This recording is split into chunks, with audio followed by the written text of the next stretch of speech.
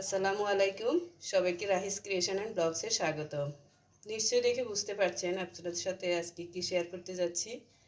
আজকে আপনাদের সাথে শেয়ার করব ভেজিটেবল পাকোড়া। আসলে এই রোজা রেখে আমরা অনেকেই কিন্তু সবজি ততটা খেতে চাই না, তবে এভাবে যদি পাকোড়া করে আমরা খাই তাহলে শরীর স্বাস্থ্য দুই পক্ষে আমাদের ভালো হবে। আমি এখানে প্রথমে নিয়েছি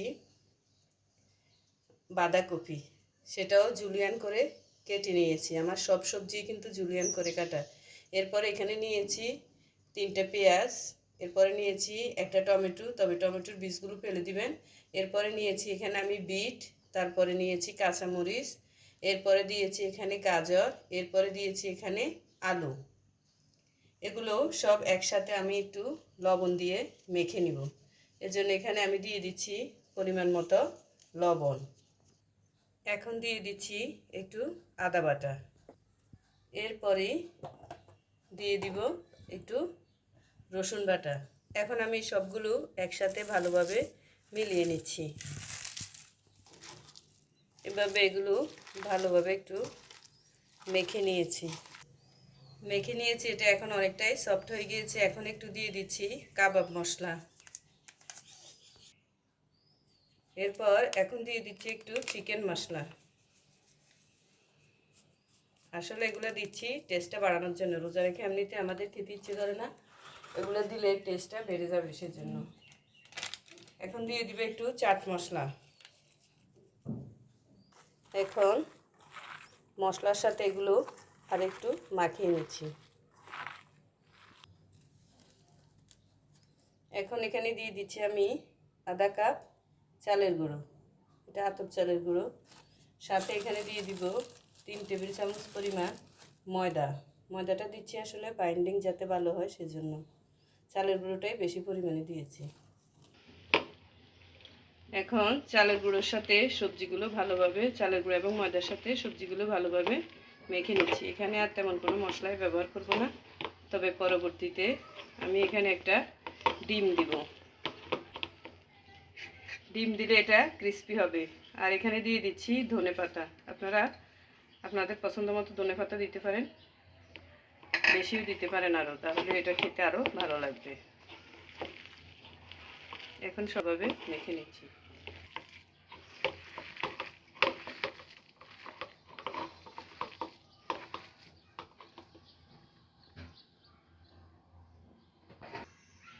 এখন এখানে দিয়ে দিচ্ছি একটি ডিম। ডিমটা কিন্তু রুম টেম্পারেচারে ছিল, ফ্রিজ থেকে আধা ঘন্টা আগে নামিয়ে রাখবেন।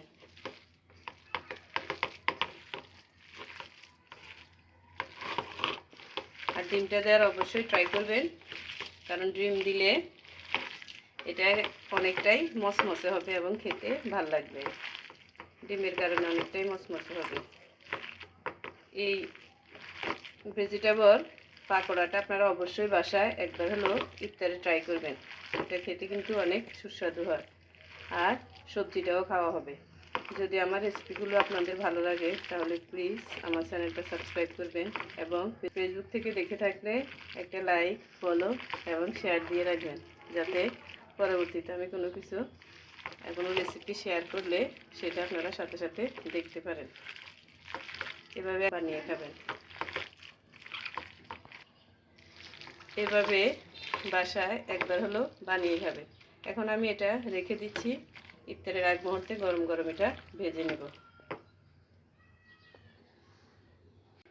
পাকোড়ার স্বাদ বাড়ানোর জন্য এখানে আমি দিয়ে দিচ্ছি একটি ম্যাগি মশলা।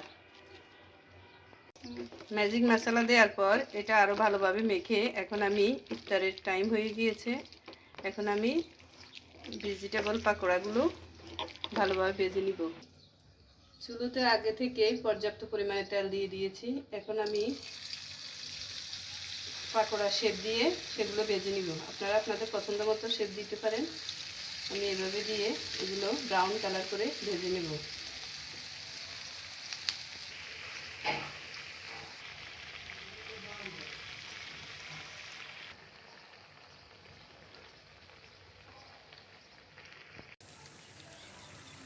এভাবে আমি মিডিয়াম আঁচে ব্রাউন করে ভেজে নিয়েছি। এখন আমার পাকোড়াগুলো কিন্তু হয়ে গেছে, এগুলো আমি তুলে নিচ্ছি। দেখতেই পাচ্ছেন এগুলো কতটা ক্রিস্পি হয়েছে আর কালারটা অনেক সুন্দর হয়েছে। এভাবে আপনারা ব্রাউন করে ভেজে তারপর এটা তুলে নেবেন আর এটা সার্ভ করবেন টমেটো সসের সাথে, তাহলে খেতে অনেক ভালো লাগবে। আমি সবগুলো পাকোড়া এভাবে ব্রাউন কালার করে ভেজে নিয়েছি এবং টমেটো সসের সাথে সার্ভ করেছি। আপনারা সবাই এভাবে বানিয়ে খেয়ে দেখবেন, আশা করছি ভালো লাগবে। আর টমেটো সসের রেসিপি আমার চ্যানেলে দেওয়া আছে, যদি ভালো লাগে দেখে নিতে পারেন। সবাই ভালো থাকবেন, বাসায় বানিয়ে খাবেন এই পাকোড়াটা, আশা করছি ভালো লাগবে। আল্লাহ হাফেজ।